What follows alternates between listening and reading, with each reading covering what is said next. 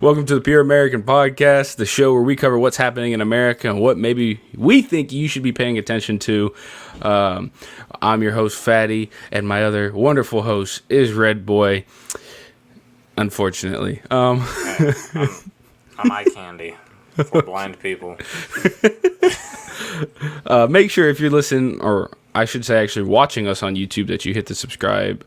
And don't forget to click that notification bell, because I already know we're never going to get monetized or picked up by YouTube's partner program, because they're going to hate us. We don't exactly adhere to political correctness. We hate that. Follow us on Twitter at Pure American Pod to not miss an update on an episode being uploaded or who we're going to have guests appearing on our show, because we are in the works right now with getting some guests. Yes, soon. We wanted to get through the first couple episodes, establish ourselves a little bit and get in a rhythm. So that's where we're at now.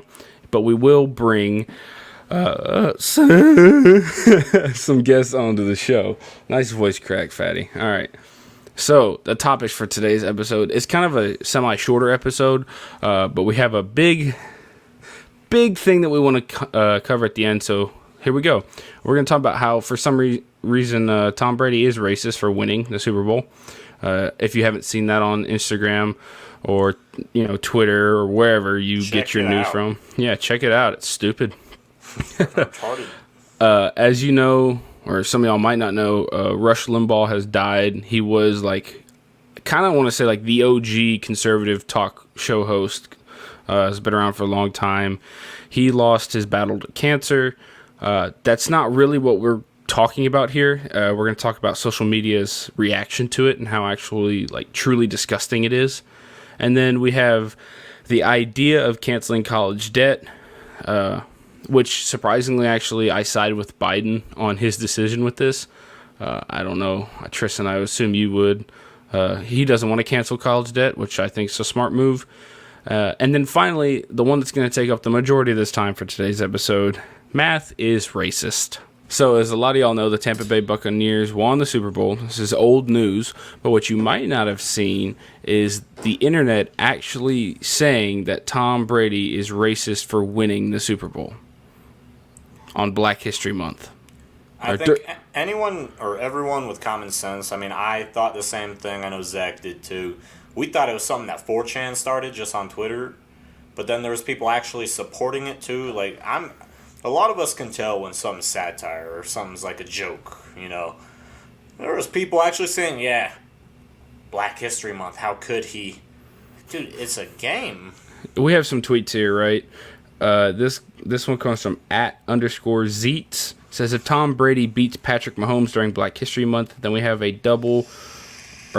double whatever we're demanding for reparations. So, it's starting as a joke, right? That's a funny tweet. You know what I mean? Yeah. Then we get into ones where it's says, don't y'all think it's a little racist that Tom Brady won the Super Bowl during Black History Month? What? It's just idiotic because it's just okay, there are African Americans on both teams. The next thing you'd say is just, well, Tom Brady didn't win the Super Bowl, so that also means he's racist. He has black team members, so this is literally what we're getting into. Then we got tweets it says Patrick Mahomes half black, right? And Tom Brady doing this to him on Black History Month. This has got to be racist some way. It has to be, man. And you can say these are jests, right? Some of these tweets could probably be sarcastic, but then there's ones like this where it's Tom Brady winning a Super Bowl on Black History Month doesn't sit right with me. Okay, just because you feel like it's racist, does that mean it's racist? Spoiler alert. No, not at all. This is the problem today, honestly, with a lot of our racial relations within the United States. I feel is people oh, it feels racist. Okay, then now I guess it is racist because your feelings are valid? No. I'm sorry, nobody cares. Just because it feels a certain way to you doesn't mean that's what it is, And I think a lot of this also comes back to, I think it was last season. He was doing an interview, post-game interview, I believe, and he had a Make America Great Again hat in his locker. I don't know if you remember that at all. Oh, sorry. My asshole dogs were barking. What'd you say? Last season, I think Tom Brady was doing a post-game interview in the locker room, and he had a Make America Great Again hat in his Yeah, locker in or the something like that. background. Yeah, in the background of the video, I remember. And a that. bunch of people just got like really upset about it. But my whole thing to this is like even when you read stuff like this, is people are like Tom Brady winning during Black History Month is so racist. What is he supposed to do as a competitor? Like I was an athlete. I played high school football. I got a chance to play college football for a year. I struggled with injuries, so I can't play anymore. Long story short, but as a competitor, right? I'm not gonna bend the knee for a social cause when I'm trying to win. You know what I mean? Like he's there to win, and he's, whether you like it or not, the greatest quarterback of all time, greatest football player of all time, I'd argue. Like this, he's gonna do whatever it takes to win, and he's gonna help his teammates, which in a sport that is majority black, win the game. You know, and they did that. And I think people calling him racist is just mind-numbingly stupid. It's just that it's the NFL. It's a sport. The National Right. Felony Football League. Oh God! Oh man. Well, Well, there's that. No, but it's the NFL. NFL during season, you're playing to win. Every team's goal, no matter what race you are, what color's your skin, your goal is to get to the Super Bowl and win the Super Bowl and make that big ass check. People causing a problem over the diversity between the two quarterbacks is just idiotic. It's like, are you really that ignorant to the point where you have to cause a whole entire uproar on social media just because you're idiotic? Like, it makes no sense. also, where's like the outcry for this? I don't know how long ago. Like, okay, so the Super Bowl started having its date in February in 2004, right? Where was this outcry of racism and white men winning on Black History Month, you know, when this started? Jeez, man, it's already, what, 17 years ago? What about- No, 7 years ago. Wait, 17 years ago. Yes, I'm correct. Sorry. Horrible math. What about Favre? What about Hasselbeck? Like, Yeah, like, it doesn't make sense. What about Tom Brady beating Russell Westbrook? Wow, Russell Westbrook. Wow, Russell Wilson. go you. Shut up.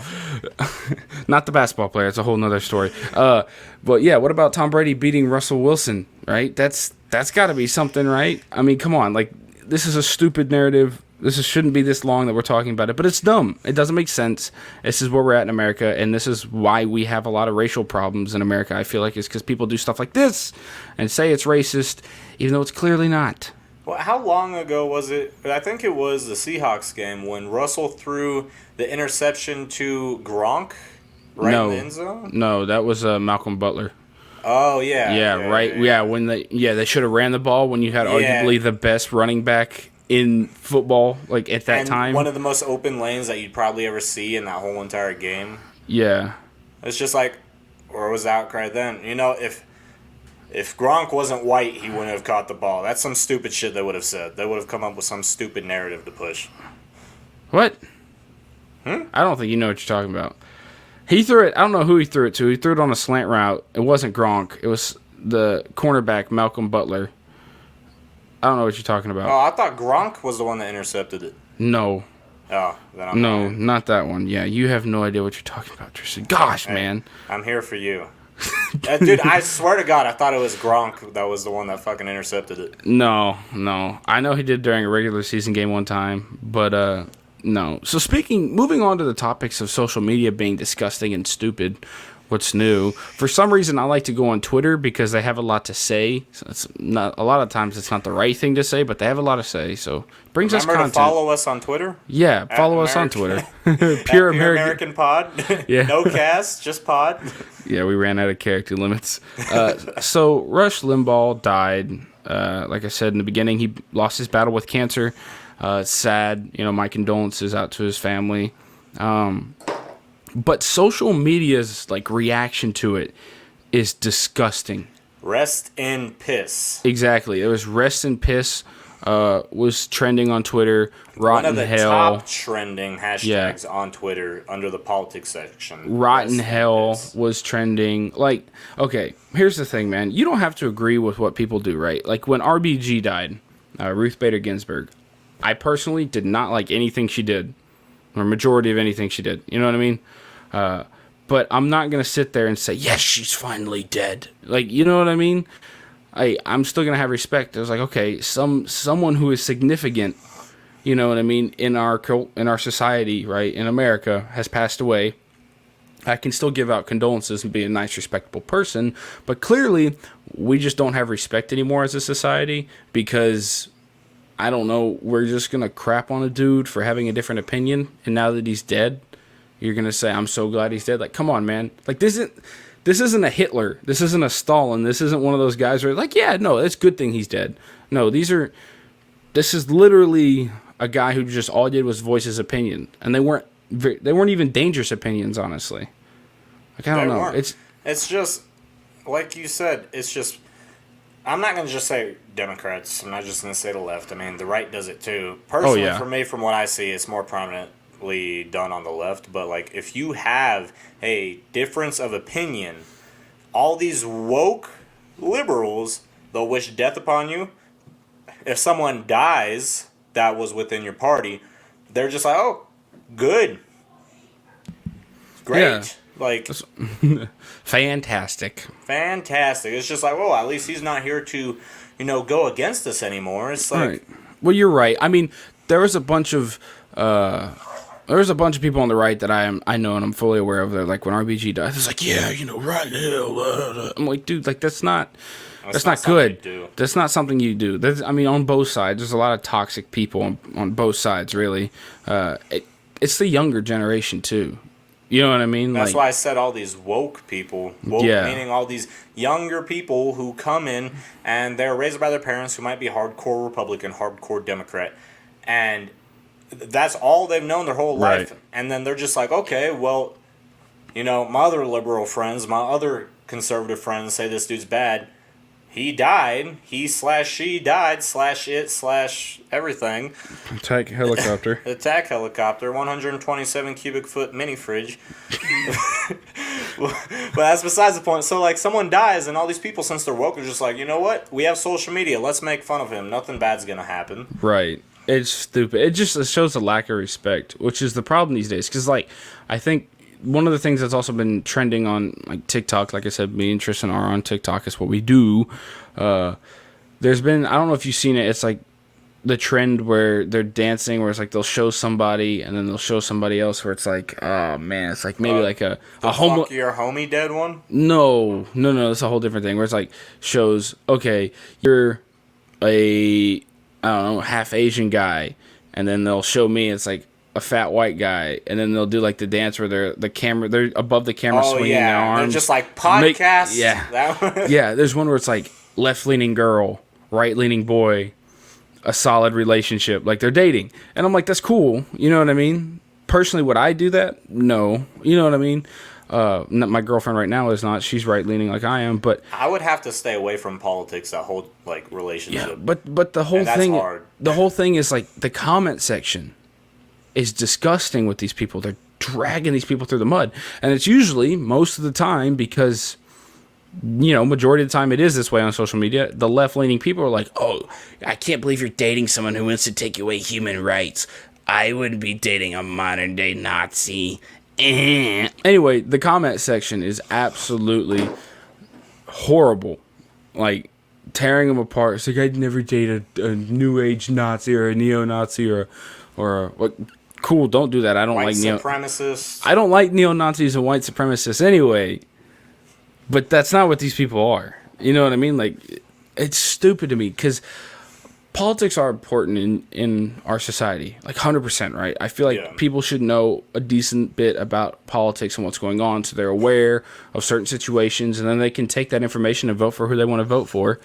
But at the same time, it can't be something that, like, is your whole life. Right? It can't be literally every single thing you do. It's not for me and Tristan. I know it's a little ironic. We're up here on the podcast telling you it shouldn't be everything you do. It's literally a lot of what we do, but that's this different. Podcast came out of boredom. So yeah. So there are people like us who are commentators. Obviously, is what their world revolves around. But for the average citizen, it shouldn't be.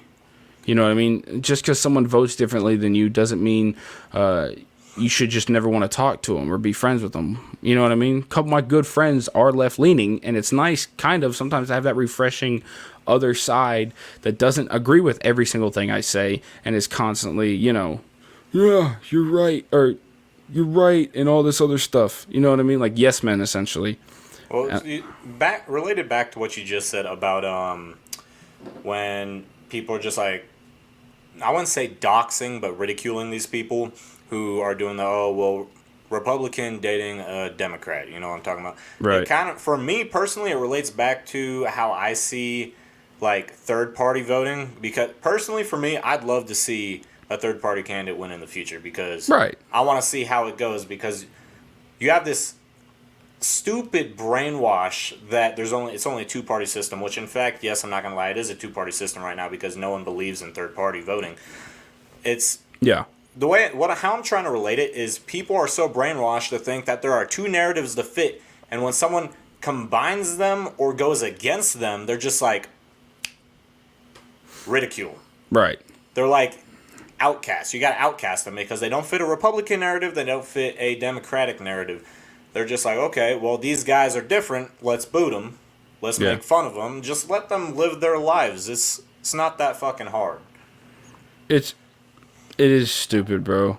Like, it doesn't make any sense, And it is sad. It's a sad world we live in because, again, there are no moderates anymore. It is hard to find moderates. It's either hardcore left wing or hardcore right wing, and especially within the last 4 years, it's gotten way worse. And they don't want to give up their morals, and it doesn't matter if you could be doing something absolutely heinous. Your side could be. It's still, you don't want to admit, to other people or admit to yourself that maybe what I'm thinking is the wrong way of thinking, and that goes to both sides. Because I know a lot of people that are like, going in and they in the comment section that are right leaning, and they say something stupid. They'll say like Trump 2020 or something like that. Still, I'm like, dude, that's just as annoying as that left-leaning person that you're complaining about commenting the same thing over and over again in the other comment section. You know what I mean? I feel like the main type of people that you and I are talking about right now is not just Democrats or Republicans. Well, yeah, Democrats and Republicans, but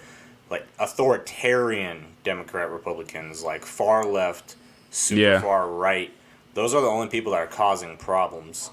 Oh yeah, and it is sad to see, and it's really starting to, these smaller groups are tearing us apart. But I think, honestly, if we give what this administration that's in there for 4 years, I think we might see a little bit of amend, even though I don't think it'll come from them pushing unity. I think it'll come from just the American people. Yeah, because them pushing unity is the stupidest thing I've ever heard in my life. It's not going to happen. So, moving on, speaking of younger generations that know nothing of what they're talking about, the hashtag cancel student debt was trending on Twitter. Mm-hmm. So if you don't know, Elizabeth Warren also put a tweet, said President Biden has the authority to cancel $50,000 of student loan debt. And she said, her and Chuck Schumer are urging him to act, whatever. She put out a statement. Biden essentially said, no, I'm not canceling that. Yeah, I think he said something along the lines of, and I don't have a quote, I think it was at a town hall or something. He was like, maybe 10,000. He said, and it's because someone asked him a question. He goes, but 50,000, no, I'm not doing that. I won't do it. Which 50,000 is enough to cancel a large majority of people's student debt too. So that's where everyone's thinking, oh, he's going to cancel all of it. I think if you're going to go to college, because first of all, let me explain something too. If you're going to go to college, you're going to know what you're getting yourself into. If you're not going on an athletic or an academic scholarship, or all the minority scholarships that are out there, or go to community college for free, you should know what you're getting yourself into. You can't play dumb with this. College is an expensive investment. It truly is. And in my opinion, in today's day and age, and like right now, I don't think it's necessary to be successful if that's really what you want. Because if you think about it, for 4 years, right, and this is going to sound a bit ironic because I am in college, you know what I mean? But there are some fields, like the field that I want to go into, I have to have a college degree for. Yeah. But I think the problem with high school and what we're teaching in the education system today is you go to high school for 4 years and you have to go to college, or you should go to college. It's not the case. You know what I mean? At least not anymore. Well, when people, that's what high school does. High school pushes this, like narrative on you guys or idea that to be successful you have to go to college. To be successful, that requires a degree. Right. Like I'm getting out of the military soon, right? And I'm going into a trade. Most likely, I cannot speak today either. Most likely electrician or plumber. Those of which whose schools cost a lot less, even though I won't pay for it, but they cost a lot less for people who weren't getting out of the military. And you get out with zero to little student debt, and you're making a lot more money than someone who just came out of college. Because Right. you go into an apprenticeship right afterwards. You know what? That apprenticeship, 96% of the time, is paid. Yeah, it doesn't make sense whatsoever. I think people complaining about their student debt, again, you know what you're getting yourself into. College isn't cheap if you think about it, and it shouldn't be cheap.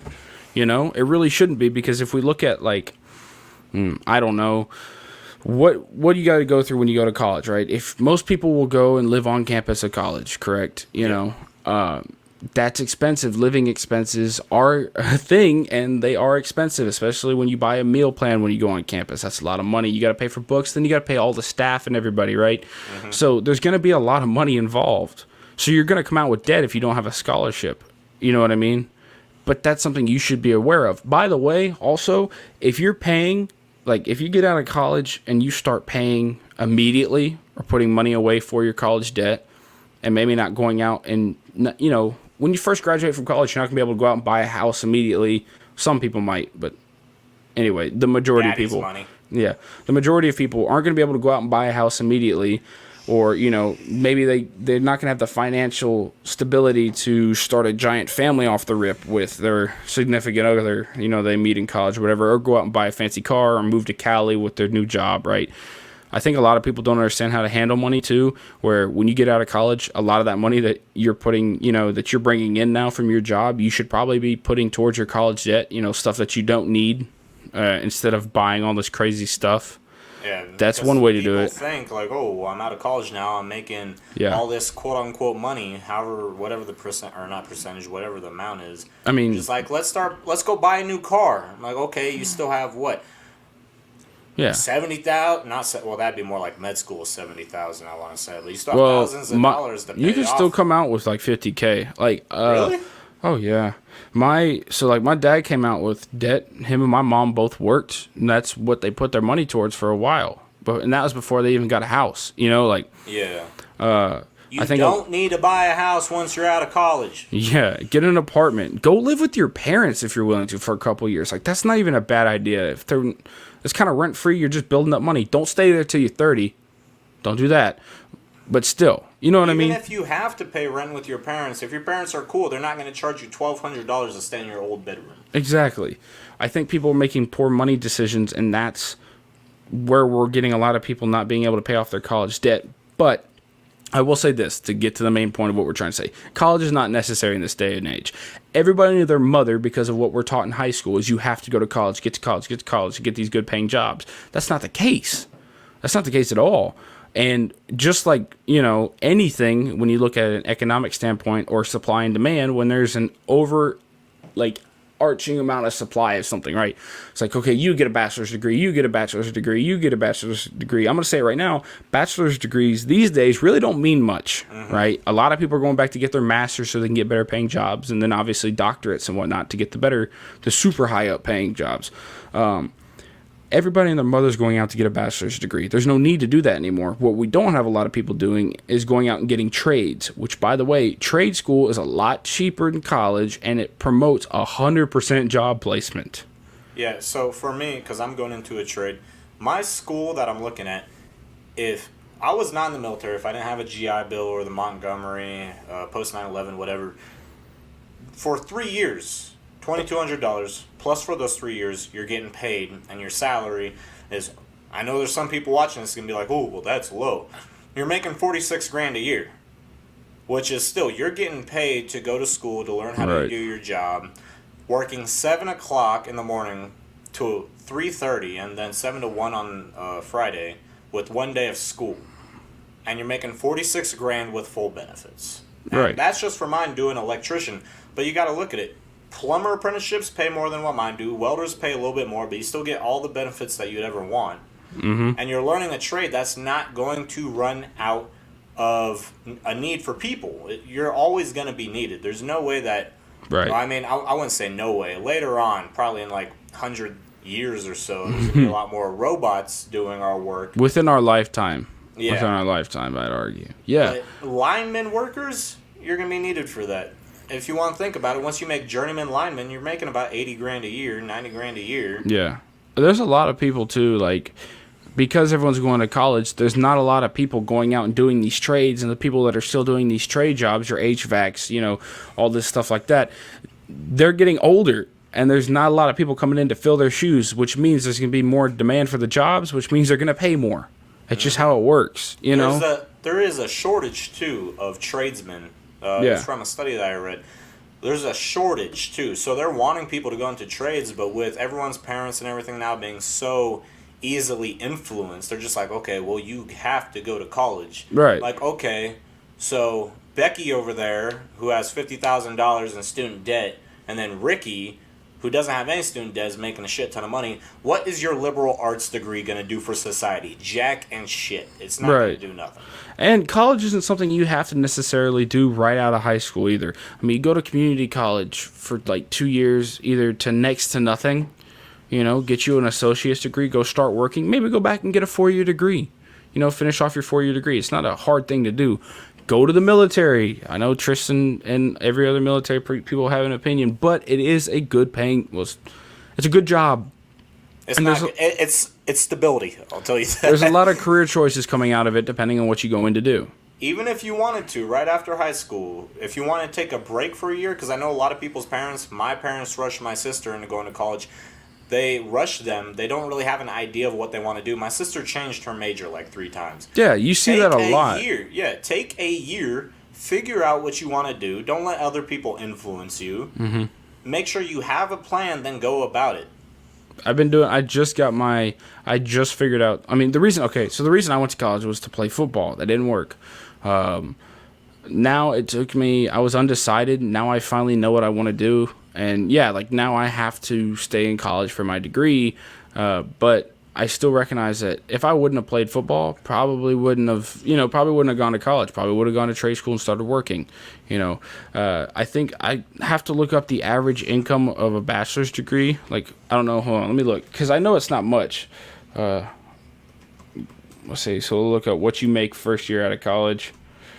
Also, to anybody watching this, if you have like a following on TikTok and for some reason you think that's enough money that you're going to be making off of monetization to make a living, go to a fucking school. You're not going to make enough money off So like that. how Tristan, did you say that you're making $46,000 on an internship or an apprenticeship, I'm sorry? First year. If I do the electrician, if I do the sheet metal worker here, I make $64,000 first year. So recent college graduates in the U.S. earned an overall average starting salary of $50,000 or $50,944 according to the summer 2019 salary survey. Yeah. So you're an apprenticeship. You're still learning, and it's your first year in this apprenticeship, almost making what your average degree will give you out of college. Yep. And so you want to think, if you think about it, a normal apprenticeship is about 3 to 4 years. Mine's going to be about 3 years. I'll make $46,000 the first year, and it goes up, I want to say, about $6,000 to $8,000 every year up until the 4th year. Then you go into journeyman. If you are able to get into a union school right out, or get into a union school right off the rip and start your apprenticeship there. If you are a union journeyman lineman, you are going to be making $100,000 a year. Starting, and if you want to make the comparison, that'd be the first year of you actually working compared to someone else's first year of actually working after they went through college, because 4 years and 4 years, you'd be doubling their income. It doesn't, I think we have a lot of problems, honestly, in today's society where we're like, oh, we need to go to college. No, you don't. You don't. Because you really don't. Because let me explain to you. I'm in college. Your first 2 years, the majority of them, unless you've like clept out of them or there's special, other reasons that you're not taking general education, you're essentially just going to be repeating high school before you even do your 2 years, your last 2 years usually to do your major, to work on your major. Like that doesn't make sense. You know what I mean? That's just wasting money and time. You're going to college at that point just to party. Yeah, a lot of that's exactly what I was going to get into. A lot of people have the mindset that they want to go to college because they want to get into a fraternity. They want to get into a sorority. That's right. A lot of people's main ideas. Like freshman and sophomore year, they want to just go party, which is fine. I get it. You want to live the college life. That's cool. But the best way to get your future started for yourself and have your career in mind is to start early. Have your eye on the fucking prize. Not get... I was about to say something fucked up. Well, you'd be 18 years old almost making the starting, again, salary that someone who's been in college for 4 years is making. And you would have almost no student... You wouldn't really have any debt. You'd just be taking up pure money at that point. Unless you're paying for like a house or, car. But you get what I'm saying. No unnecessary... payments are due, but averagely, unless you do something stupid. But yeah. But back to I think we strayed really far away from the topic. I mean, we were on the topic, but the main idea. I was using it as a bouncing. Like I wanted to talk about for the longest time why college isn't a necessary thing, and this was like the perfect thing to say that. If you guys have questions about just college or what we think about it in trade school, just comment them down below. We'll be able to see them. We'll get back to you as well. Yeah, but so I'm actually overall arching thing with this cancel student debt. I'm actually siding with Biden, which is surprising to probably a lot of people. I'm glad he took this stand of no, I'm not going to do that, because it does mean a lot. It's because it's unnecessary. It's money. You know what I mean? That first of all, now you got to think about it. If you were to cancel your student debt, people aren't going to get paid. A lot of people aren't going to make their money that they need to off those payments. And, I mean, where's this money going to come from that he's going to cancel it? You can't just say, okay, no, they're not going to make payments to you anymore. Like, it's done. There's no more payments. Like, that's not how this works. Well, you cancel the student debt or how much you got to pay. How do you fund the school? Yeah, that's what I'm saying. How do you fund new books? How do you fund upkeep of campuses? Right. It doesn't happen. The government can't just say to the banks, like, hey, these kids are no longer going to pay you anymore, and then that's that. Like, no, they're going to have to pay the banks or whoever you owe money to. They're going to have to pay that, So now that's going to be money coming out of your pockets as taxpayers, which I'm not okay with whatsoever. The thing that I find funny with this whole situation is coming up to the election, right? All over social media, all you saw was, oh, well, Biden's going to cancel student loans or debt. We're not going to pay anything. We're not going to owe anything. As soon as this comes out, he's like, no, I'm not going to do it. Like you said, maybe $10,000 or something like that. I have not been seeing an uproar like that ever since. It's nice. It is kind of nice. So before we transition into what is going to take up the most time of this podcast, the back half, we're going to have to run, of course, our sponsors for today's episode, which is awesome. So we will catch y'all right after this ad.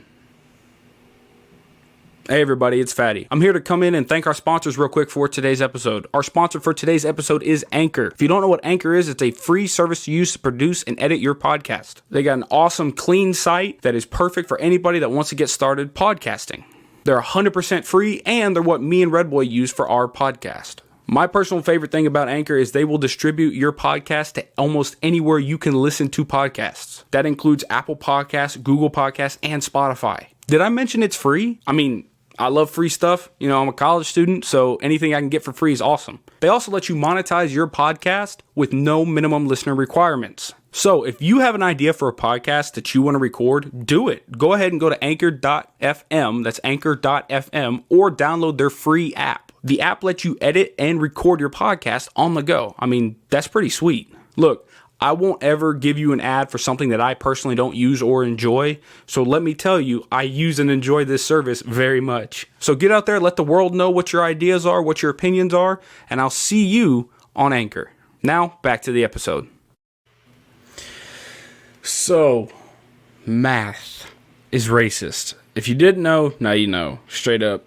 You cannot be taught math. Well, let me explain. Focusing on the right answer, apparently, is a sign of white supremacy or promotes white supremacy somehow, some way, I guess. Everything is racist in today's day and age. Just keep that in mind, kids. Right. This kind of goes back to, well, this kind of feels racist. So I guess it's racist. Like, this is exactly why we still have racist problems in America, is because for some reason every single thing has to be about race.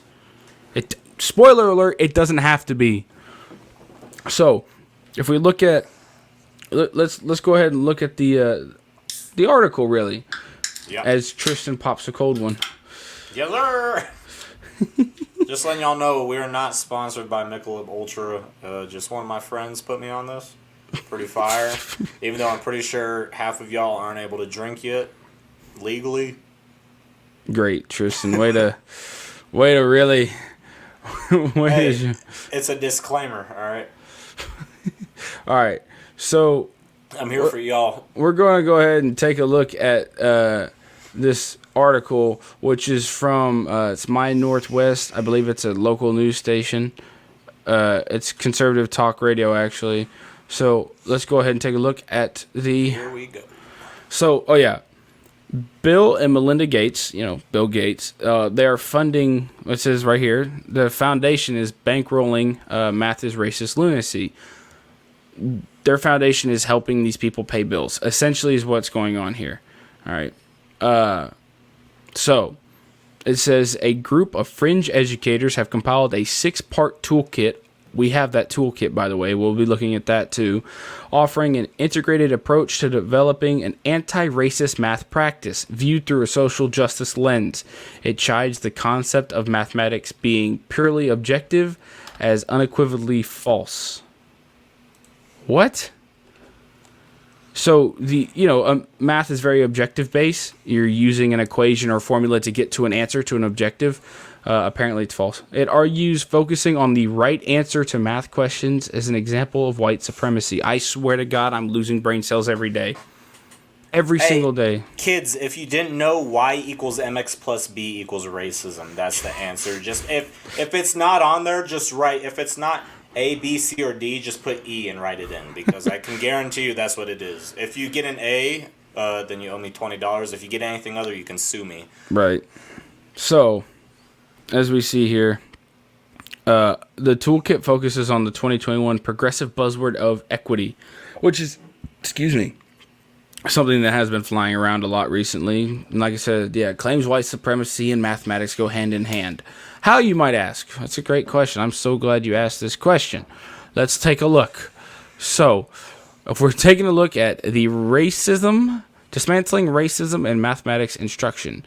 See a pathway to equitable math instruction. Here we go, nice. It says exercises for educators to reflect on their own biases to transform their instructional practice. How is it racist to know if Timmy has 5 bananas and Lauren has 3? How many more bananas does Timmy have than Lauren? I'm so confused as to how that's racist. It's because 3 of the bananas were black. Nobody goes into math class thinking about the social justice concept, like the construct of this. Like, I go into math hating it. It's like, I don't want to do this. I'm not thinking about how racist it is. They teach about, I'm going to say they teach about racism when that comes over to slavery in history class. That's where they literally teach about it. I don't get why people want to bring racism into other, I should say, equations. Yeah. Notice how everybody on this book is black. I love the diversity so far in this book. It's awesome. The pages are white. It's fine. Deconstructing racism in mathematics instruction. All right, let's go to page 6. Get ready for our math lesson, boys. Here we go. White supremacy culture infiltrates math classrooms and everyday teacher actions. Coupled with the beliefs that underlie these actions, they perpetrate educational harm to Black, Latinx, and multilingual students.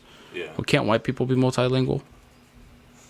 Isn't a French guy white? What happens if they speak French or Italian and English? Yeah. Russian or Spanish? Yeah. What? Oh, people from Spain, Spanish? Okay. Denying them full access to the world of mathematics. The table below identifies the ways in which white supremacy shows up in the math classroom. Oh, God. Okay. Whatever. Ready to get real pissed off. Engaging and supporting all students in learning. The focus is getting the right answer. You are correct. That is the point of math, is to find, with some tools or an equation, to find the correct answer to solve the problem. This isn't a racist thing. And math can only have one answer as well. A math problem. No. No. What are you talking about? When you're given a math problem in school, right, such as on a test or whatnot, you have to come to one answer. Oh, okay, yeah, but the answer could be multiple numbers. There could be different things you can plug in. Anyway, okay, this is like, I'm talking like Algebra 2 and Calculus. Tristan, I know you didn't. Yeah, did you do I didn't Calculus? go through that shit. Yeah, obviously. You took the E2A out. I got C's and then signed the dotted line, boys. So, the concept of mathematics being purely objective is unequivocally false. How? I would love to have a discussion with these people and see how is it false. And teaching it is even much less so. Literally, the goal of math is to solve a problem with the right answer, which you have to find to either prove a formula is correct or non-correct, or to graph. There is literally a right answer. There is literally an objective to every math problem. Okay.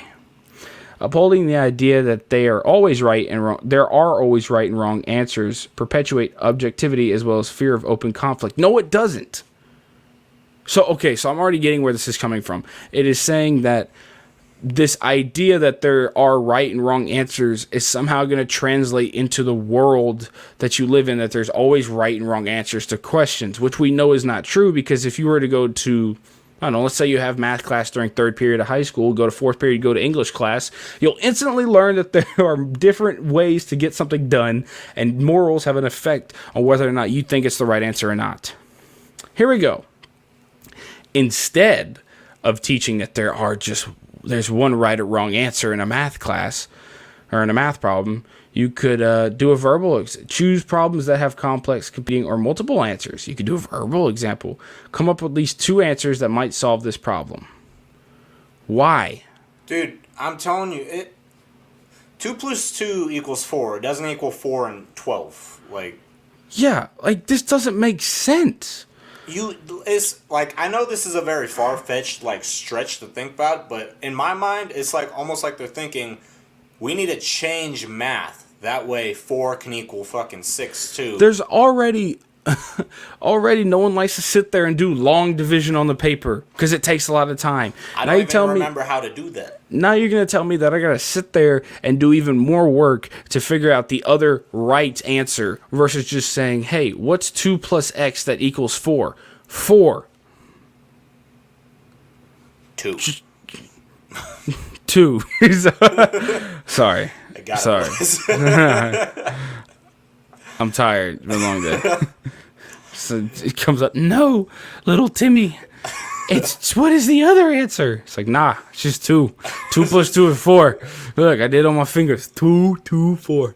2 plus 2 don't equal 5, dog. Yeah. It's just. It says challenge standardized test questions by getting the right answer, but justify. I love how they put right in all the quotation. The quotation well, quote unquote right. It might be right. I don't know. That's every time you went to school and you went to go show your math teacher a question. Does 6 times 2 equal 12? I don't know. Does it? It could be. It's right. I don't know. The right answer. Motherfucker. I'm fucking 14. Tell me. You didn't know 6 times 2 was 12 when you were 14? Sad. I was on the short bus, dog. All right. But justify other answers by unpacking the assumptions that are made in the problem. There are no assumptions in 6 times 2 is 12.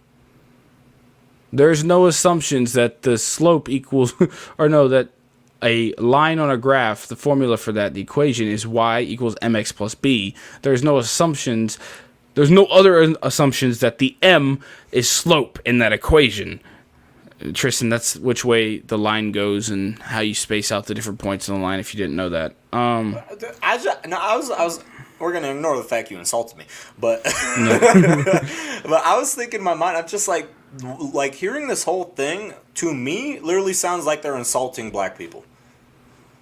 Dude, it is. It's, hey, these minority people can't find the right answer, so let's just make So it we easy. need to make it 2 answers or something like. I don't know. It's just Where do reading people come all up with this these? Is just like you're basically insulting the intelligence of African Americans or minorities in general. That's what you're doing. Literally, where do people come up with these? I genuinely would like to know where you come up with these answers. It doesn't make sense. Like, where is it one day your head just pops off the pillow? It's like, yeah, no, math's racist. What? No, wait a second. All right, so that was that part. Let's see. Oh, how do I get back? Oh, no. I locked myself out. I'm stuck. Oh, it's page 65. Jesus Christ. Why is there 65 pages of this pain? And now it won't let me scroll up. But this doesn't. Sam like a hamlang sang day. It's 65 pages, and I think it's frozen because there's more pages. So, Tristan, bro. Zach's processor can't process the stupidity it's trying to read on its own Who screen. wakes up genuinely asking? Somebody in the comments tell me if you're watching this on YouTube. Who wakes up in the morning and the first thing you think of is we need to redo the entire concept of math from top to bottom because somehow it's racist? Well, how is it racist? Because it only focuses on you getting the right answer. That's the point of math. That's literally the point of math. Oh my goodness. Oh my goodness.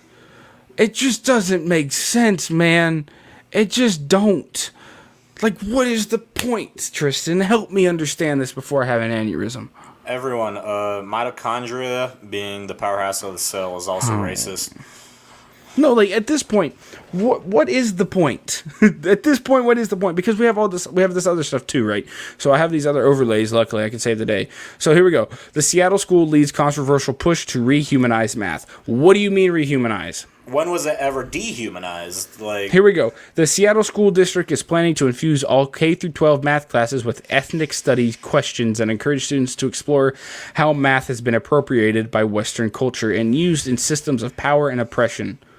A controversial move that puts the district at the forefront of the movement to rehumanize math. What do you have to rehumanize? honestly, because- honestly, just putting this out there for all the people listening right now, like, if you honestly believe that math is racist and you have a credible point to make, let us know. We will have you on this podcast. If you don't, we can discuss it. If you don't, and you just and you're just saying math is racist, go touch grass, kid. You haven't been outside in about 4 years. Yeah. It's Oh, my goodness. But seriously, if you are watching this, even though I highly doubt any people with common sense or without common sense are watching this, let us know, because we will gladly have you on an episode and we can discuss it, because this is ridiculous. Like, there is no way that you have a credible reason to believe math is fucking racist. Blows my mind. My freaking head hurts. It's just because for some reason everyone thinks everything has to be offensive. Word. It just no like. Like, what do you mean? Hold on, let me bring it back up because I got to make sure I'm reading this right. Okay.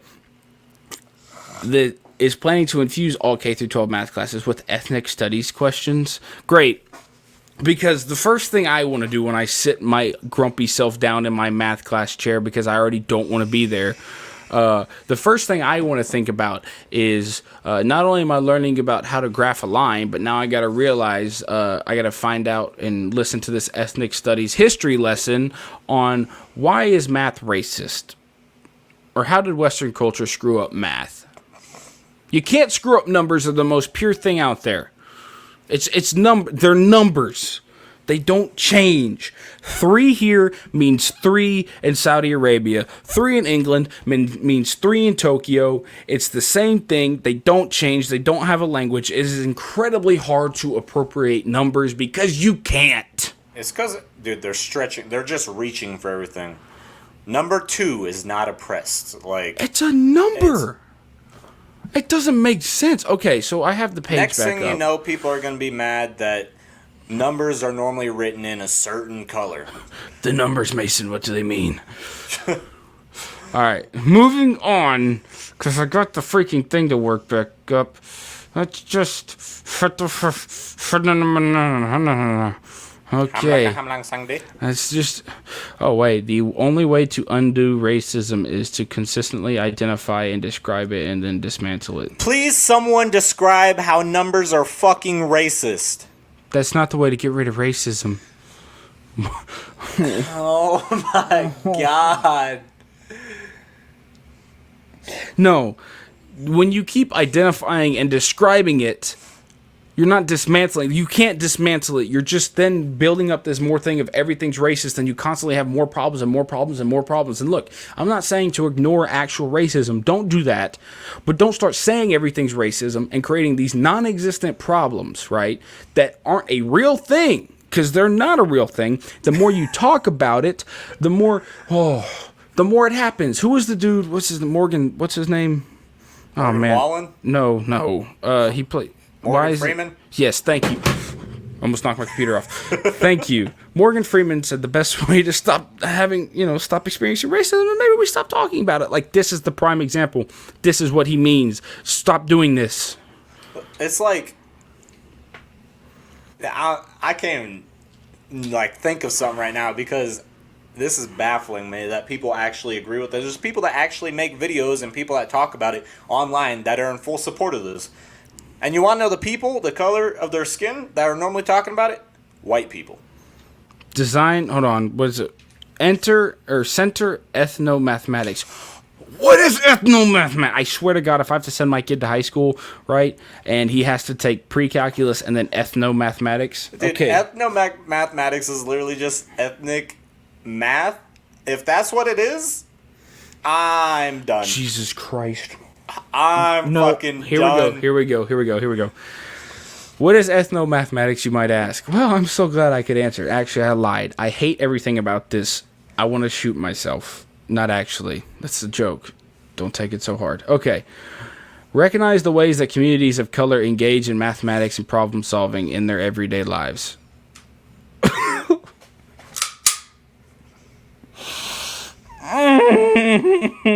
Why? I'm gonna go commit seppuku. Why? Like, give me a legitimate reason as to why. Never once in a math problem did I solve all the way up to the I'm in quantitative reasoning, by the way, right now, which is kind of like a more common sense, logical approach to math, which is nice because I don't have to take any more hard math classes. Anyway, a super easy class. Never once in any of these problems that I've taken in all my career as a math student did it ever say, white boy Timmy is counting up all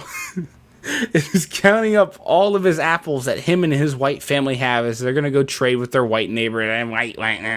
No, it just says, hey, Timmy has 5 apples. Lauren has 6. What's the difference? How many more apples does Lauren have than Timmy? It was never like, Timmy has apples because he's white. It was just Timmy has apples. Now watch someone come into the comments and be like, well, the problem here is that Timmy and Lauren are both white people names. Watch someone say some shit like that. They're just basic names. Congratulations, you live in a majority white country. That's what's going to happen with the names. It's not a hard thing to see. Teach that mathematics can help solve problems affecting students' communities. Model the use of math as a solution to their immediate problems, needs, or desires. I semi-agree with that one. But I also don't. Because as you progress up into higher math, I'm not going to use calculus to help with my grocery list. It's not... We are already taught. We are taught in elementary school in the most basic... Mike Tyson. The most basic areas of mathematics, we are taught that this is going to be used to help you in your everyday life. Hence the apple example. It's not hard. Or the example of, hey, you have to bake a cake that serves 3 people. One cake that you bake serves 3 people, but you have 15 people coming over. How many cakes do you have to bake? That's a basic everyday problem. That's what that's used for. We're already taught that.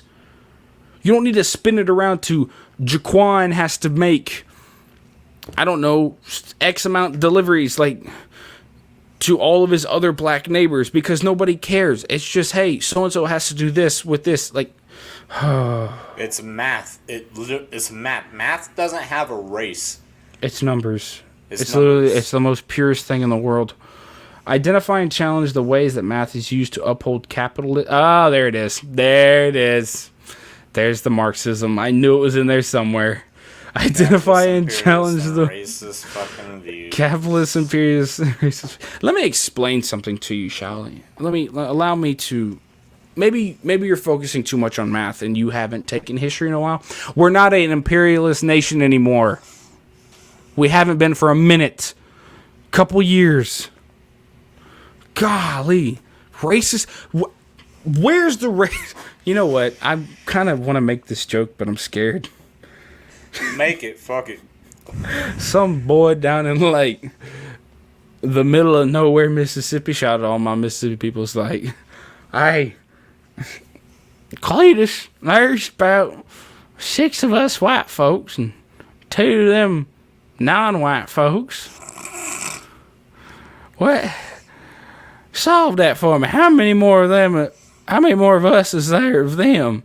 Well, Bubba, I think it's about 4. No one does that. No, there's no math problems that are like that. It's just it's math. Next thing you know, people are gonna start making complaints to school because they think math teachers are racist.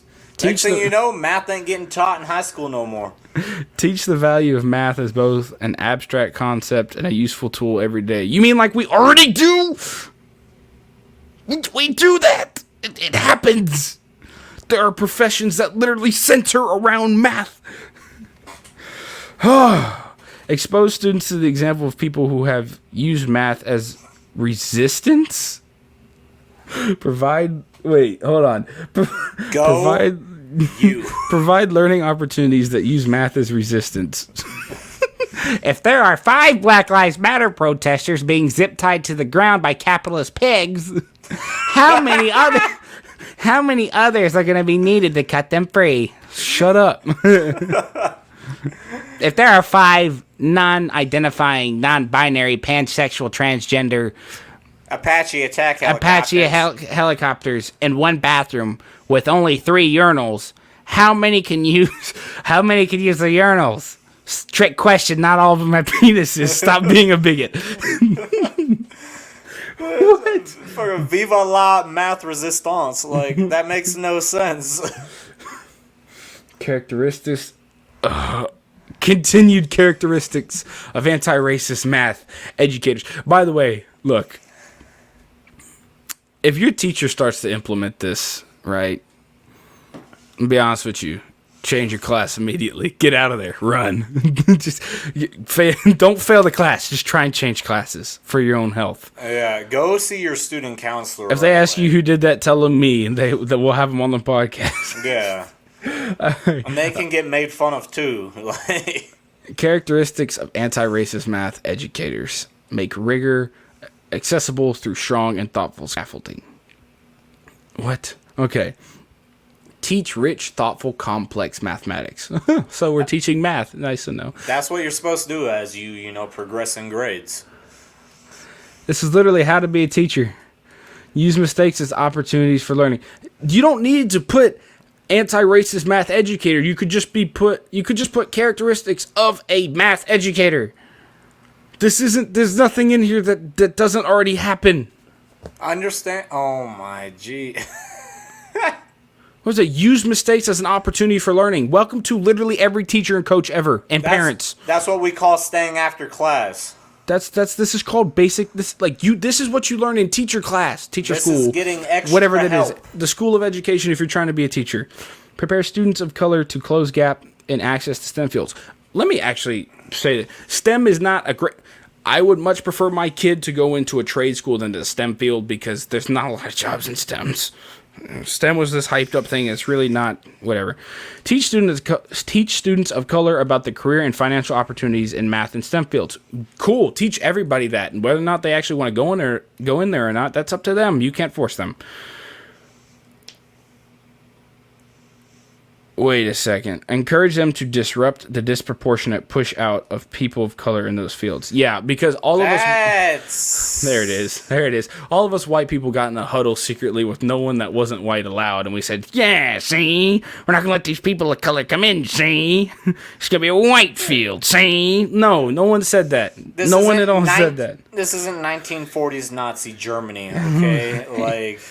Invite leaders and innovators of color working in STEAM. What is STEAM? Is A agricultural? Did they add, or is that a typo? I think it might be a typo. Here's the thing. So, like, this last one that we're looking at, invite leaders and innovators of color working in STEAM fields to meet your students. That's like, I do not know any place within this country, once a leader who is a person of color or something come in, they're like, get out. Oh, it's the same thing. It's just and. They just added the A for and. You don't do that. You don't do that in acronyms. Maybe focus mornings. And what were you saying? I'm sorry to cut you off. I just. I was saying it's just like they say, invite leaders and innovators of color working in STEM fields to complete or to meet their students. Like, wait a second. Hold on. Wait. Support students to reclaim their mathematical ancestry. What?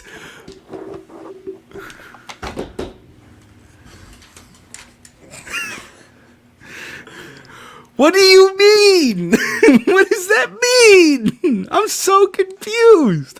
I hope everyone agrees that this is stupid. I think we can all come to the conclusion that this is ridiculous. Like, honestly, I'm going to say this now, and if it offends you, I'm talking about you. If you support this, you're part of the problem. Like, I'm just saying that now. If you're just like, yep, math is racist.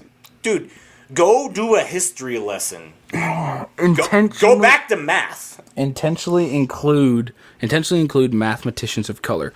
Never once in any of my math classes, excuse me, I drank too much water, was I ever taught about like the history life or the life of a mathematician. It was, hey, no, this is what we're going to be doing. It was created back then, if we even did that. It was like, yeah, no, it was founded back whenever by this guy. He lived here. That's it. It's not how white people are the best or black people are the best. No, it's just like, hey, no, this is it. If you want to figure out the history of math, there's usually classes for that, when you get into college. Or there's books to read. No one actually teaches. You're including curriculum in an already, like, I'd argue that majority of high schools don't get through their full curriculum for a year anyway. You're just adding stuff. Expose students to mathematicians of color, particularly women of color and queer mathematicians of... Queer was written, so don't come at him for saying that, okay? Both through historical examples and by inviting community guest speakers. Yes, make the teachers go out of their way to invite a mathematician to come. Wait. No. I'm confused. So this whole article is about racism amongst math, right? Yeah. Why'd they have to bring gay people into it? If I'm reading it correctly, from what I know, queer means. Right. Queer means gay, someone of the LGBTQ plus community. Like. Well, no, specific. It says particularly you want to know about women of color and queer mathematicians of color. So you want to know about gay colored people and female colored people. Oh, okay. Not even just, they're kind of just crapping on the men right here, too. So just fuck the other gay people. They got to be colored. Yeah. On top of that, this is like, okay, let me explain something. Let me read this statement and then let me flip it. The logic. You ready for this one? Yeah. Teach students of color about their mathematical legacy and ancestral connection in the mastery of math. Hold on. Teach white people about their mathematical legacy and their ancestral connection and mastery of math. Which one sounds bad? Or which one would be deemed bad? No, I mean, that's not that hard of a question. But, dude, what do you mean? Nobody goes into math class about wondering, hey, wonder where this came from. If they did, they'd be a history student and they'd go focus on the history of math. Nobody does that. They go into math most of the time just, I don't want to be here. And they go in and they learn how to long divide, how to do calculus, how to find the slope, how to solve improper fractions. All they're doing is just adding more curriculum to high school math. They're adding literally black history that goes along with mathematics into math. 97% of people in math class don't want to fucking be there anyways. They do not give a shit no matter what your race is. Give rightful credit to the discovery of math concepts by mathematicians of color. Oh boy. Reclaim concepts attributed to the white mathematicians that should be attributed to mathematicians of color. Sorry, Einstein. Yeah, sorry, Einstein. Apparently your legacy doesn't mean shit. Get fucked. Hey, Copernicus. Get out. Oh my goodness. Oh my god, dude. This critical is ridiculous. It hurts my head. It makes me mad. Each month you will complete. Now we're talking about shifting towards anti-racist math education. It's critical. It says critical praxis, people. It's critical. This is teaching teachers how you should change it. These exercises are designed as a year-long process of reflection and planning in order to identify the ways in which your practice may perpetuate white supremacy culture and create a plan for dismantling it using anti-racist approaches. Shut up. Okay. Just prepare to pay math reparations as well. I feel like as soon as this comes into play in high school math, because, obviously, minorities are the minority for a reason. Predominantly, the class is going to be white. As soon as some teacher mentions this, the class is just going to go, she's talking about you. Yeah. You imagine being at, like, the school. First of all, if you don't know how the social construct or, the social hierarchy of high school works, people are going to get bullied. Can you imagine how awkward it's going to be for, like, at a predominantly white high school for like maybe let's say like one or two black kids sitting in that math classroom, like all the white kids are gonna look at them like, bro, like, why? You know what I mean? It's not right, but it's what's gonna happen. The whole class is gonna get on one knee, put their fist in there, and be like, "Go, yes. I see you. I see you. I feel your pain." Motherfuckers gonna be like, "Dude, this is Algebra 1. Like, what the fuck are you talking about?" Engage with the ways that white supremacy culture shows up in math classrooms. How? Like, literally how? Okay. Reflect on your current classroom practices to identify the ways in which they perpetuate white supremacy culture. Side note, side tangent. When you keep calling people white supremacists, racists, whatever, fascist bigots, you're not helping anybody. You're not creating a safer space. You're not going to call somebody and say, "You're a white supremacist," and they'll be like, "Yeah, you know what? You're right. Maybe I should change that." No, it's going to create a wall that's going to be built, and honestly, all it's going to do is it's going to develop actual white supremacists and racists. It's not going to take them away. It's just going to make more of them. The thing with this going on within school as well is just, you're going to be sitting there talking about how math is racist if that's the route that teachers actually go. Then all of a sudden, black people are just going to look at white people and be like, "Yeah, you're racist." Because I'm not saying that in just a super vague way. What I'm getting at is that today's portion of people in school, like high school specifically, they are super easily influenced, including the fact that they are raised by woke parents. Jeez. It doesn't make it any better. Like, hell, they could hear that in high school, go home and tell their parents, "My math teacher told me that white people are racist in my math class." They're gonna be like, "I guess so. She's got the teaching license there, bud. Right. Go get them." It doesn't make sense. All right. Plan to dismantle white supremacy culture by creating a goal that incorporates specific anti-racist practices. I love how they're throwing it around, this white supremacy culture in math or the racism in math, without actually identifying what is actually racist. Yeah, racist and is white supremacy culture, or what is white supremacist? I guess about supremacist. Yeah, about math.